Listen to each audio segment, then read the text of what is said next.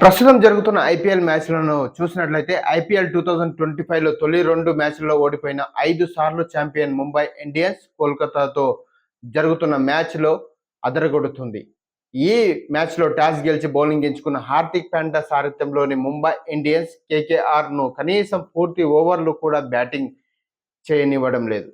వరుసగా వికెట్లు పడగొడుతూ ఆ జట్టును కేవలం 16.1 బంతుల్లోనే 116 రన్లకు ఆలౌట్ చేయడం జరిగింది. ఇక ఈ మ్యాచ్లో టాస్ గెలిచిన ముంబై ఇండియన్స్ తుది జట్టులో 2 మార్పులతో బరిలోకి దిగింది.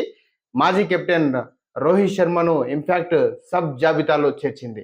అశ్విన్ కుమార్ ఈ మ్యాచ్లో ద్వారా ముంబై తరపున అరంగేట్రం చేశాడు. ఇక మెయిన్ ఆలీ స్థానంలో కోల్కతా నైట్ రైడర్స్ జట్టు సునీల్ నరైన్ను జట్టులోకి తీసుకోవడం జరిగింది.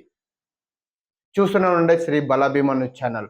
ఈ ఛానల్ ప్రతి ఒక్కరు సబ్స్క్రైబ్ చేయండి, లైక్ చేయండి. మీ యొక్క సలహాలు సూచనలు కూడా కామెంట్ రూపంలో తెలియజేయండి. ధన్యవాదాలు.